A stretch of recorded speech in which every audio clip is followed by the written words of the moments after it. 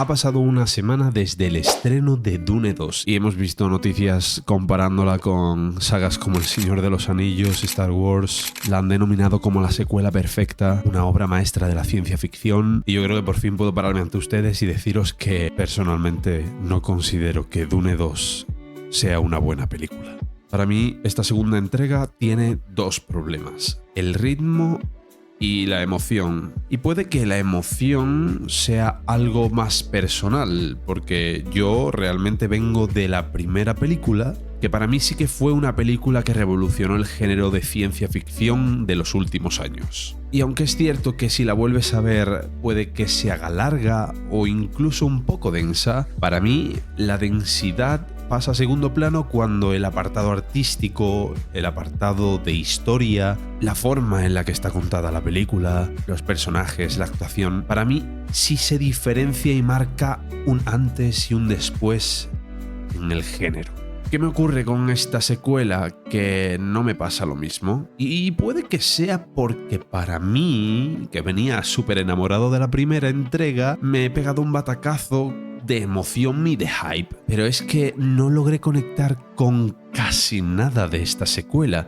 Y eso me pareció atroz viniendo de una entrega que me hizo conectar con todo. El ritmo de la película para mí desde el inicio es bastante acelerado. La trama de Paul adaptándose al pueblo de los Fremen se me hizo súper rápido. La trama romántica que debía ser tan importante con Chani a mí se hace en un plis-plas también, con planos como el del beso en medio del desierto, que es simplemente un traveling de la cámara y no los vemos ni de frente, no nos da tiempo a conectar, ya que parece que los personajes simplemente al estar destinados a estar juntos ya se tienen que enamorar y no ha habido ningún tipo de trabajo emocional por parte del guión para mostrarnos dicho romance. Pero es que si el beso fue rápido, luego la siguiente escena que nos encontramos de los dos es ya acostándose juntos. Y todo está pasando tan rápido en todo momento que empiezas a sentir esa ansiedad de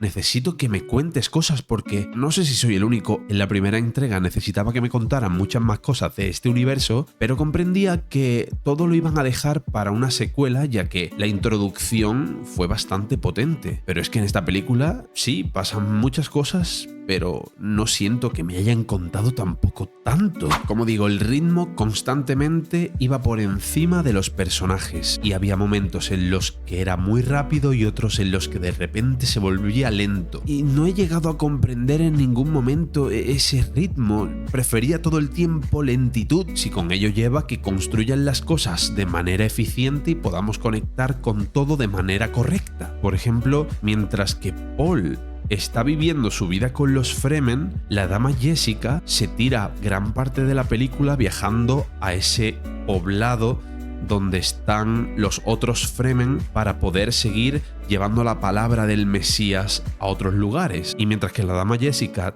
se lleva como casi toda la película encima de un gusano, luego Paul llega en un santiamén y queda bastante raro esos ritmos. Los personajes también los he sentido súper extraños, ya que venía hablando de la dama Jessica. Su personaje es un personaje que de repente cambia completamente, de ser una madre súper protectora a querer llevar esta especie de secta al máximo nivel de un momento a otro. Y logro ver el camino que quieren contar, pero tan rápido. Y sobre todo es que queda raro que no haya una construcción de todos estos acontecimientos, porque desde que bebe el líquido que le hace ver toda la verdad, pues cambia completamente. Y eso ya me hace estar bastante desconectado con ese personaje. Stilgar, el líder de los Fremen, también se me hace un personaje completamente diferente al que vimos en la primera entrega. Mientras que en la primera entrega Bardem nos muestra a un personaje solemne y que no duda en proteger a su pueblo y llevar las costumbres a su máximo nivel, esta película se convierte en un fanático de Paul constante, que hay hasta memes de él por todo internet,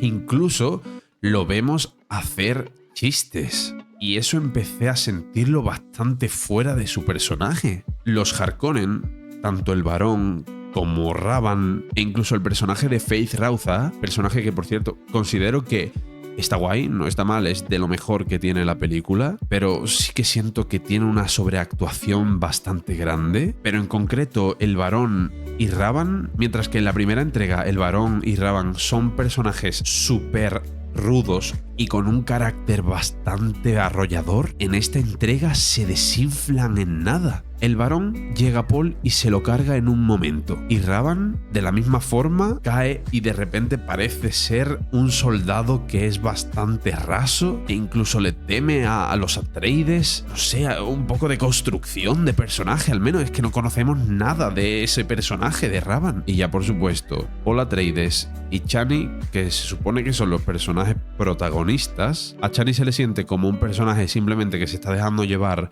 y creo que Zendaya no ha podido dar más porque es que el guión era simplemente ser una persona contemplativa ante lo que estaba ocurriendo, pero es que Paul Atreides se ha evaporado ese personaje tan magnético de la primera entrega en este. Es que como yo no he conectado con el hecho de cómo va poco a poco adentrándose en los Fremen y lo he sentido tan apresurado que para mí ha perdido toda la magia, a Paul Atreides simplemente lo he visto como un personaje que estaba guiándose por lo que estaba ocurriendo alrededor, que él no tenía ningún tipo de mandato sobre su destino, y hasta el momento en el que bebe el suero decidor de la verdad, que ya todo se vuelve completamente absurdo porque empieza a decir cosas que ve en la gente y ni siquiera nosotros, que somos los espectadores, realmente sabemos si es cierto o no es cierto. El personaje de Paul se ha construido sobre paja, sobre nada, y eso es horrible porque es el protagonista. Mientras que en la primera entrega vemos cómo el propio Paul se debate entre la realidad y los sueños y ese mundo esotérico que tiene en la cabeza, en esta película simplemente lo vemos como alguien hipnotizado por las palabras de su madre y nada más. No vemos nada de construcción interna del personaje, y eso me parece horrible. Aparte de los personajes, la película también tiene unas decisiones de guión que no tiene sentido que ocurra. El momento de las cabezas nucleares. Desde que vi esta entrega he empezado a leerme el libro, y en el libro desde el inicio nos cuentan que las casas tienen cabezas nucleares para defenderse de las otras casas y las llevan guardando desde hace muchísimos años. Y aquí te lo cuentan al final de la segunda película mediante el hecho de que se supone que Leto Atreides, antes de llegar la familia Atreides, construye una sala allí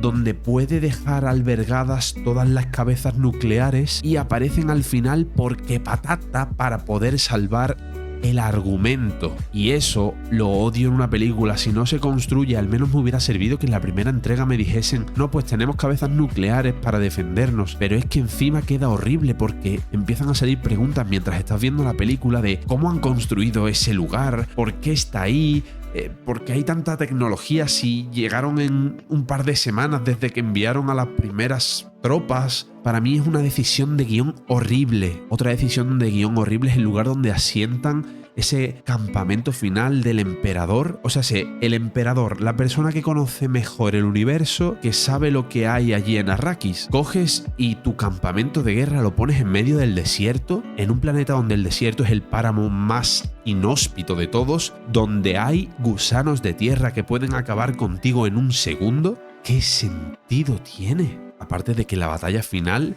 es completamente anticlimática porque se efectúa en un santiamén, todo de corrido para que Paul llegue y se enfrente a Feyd-Rautha en ese combate final con planos a contraluz que sí, que quedan muy bonito, pero ¿de qué me sirve que se vea tan bonito si no se está sustentando sobre algo y realmente no estamos unidos a ese sentimiento de venganza que tiene Paul? Es más el hecho de querer llevar adelante una locura porque sí, sin planearse y todo a la locura. De hecho, hay tanta locura y tanto caos que de repente le ofrece a la hija del emperador casarse y es como, ¿qué? ¿Cuándo has decidido eso? ¿Por qué no lo has hablado con Chani?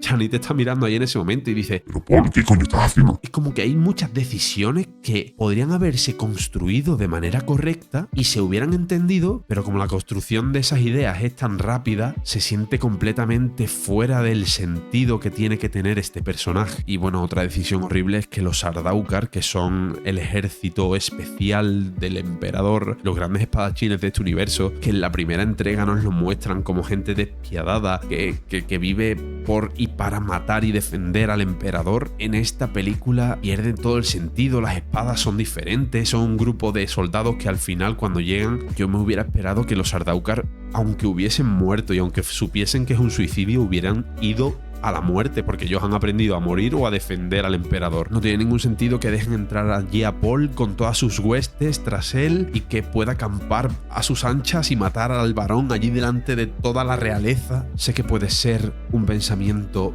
personal, pero considero que esta película lo único que tiene es el VFX, que son muy buenos VFX. Para verlo en una sala IMAX lo vais a flipar, pero para mí, que yo necesito mucho más que lo visual, la conexión emotiva con la historia, los personajes, lo que está pasando, si eso falla, lo que es el apartado visual, por muy puntero que sea, sí lo puedo apreciar, pero se queda en un segundo plano. Y os aseguro que me duele a mí muchísimo más que a vosotros deciros esto, porque yo estaba completamente enamorado de esta saga. De hecho, he empezado a leerme los libros porque es que necesito que me cuenten la historia de manera correcta y con todos los ingredientes que necesita esta historia para ser contada de manera correcta. Por lo tanto, para mí Dune 2 no es ni una buena secuela, ni es una secuela comparable al Señor de los Anillos o a Star Wars o a ninguna otra saga. Para mí Dune 2 es una película de ciencia ficción genérica, la verdad, con una historia y un trasfondo que merece muchísimo la pena, pero muy desaprovechada. Y que lo visual sea lo mejor de esta película, para mí no la hace merecedora de tantos títulos y de tanta sobreestimación como se está teniendo con ella. Sin más, creo que seré el único que considere esto de esta película, pero si piensas lo mismo o piensas algo diferente, puedes dejármelo en los comentarios. Se despide Leo y nos vemos en el siguiente vídeo, que seguro lo disfrutaremos.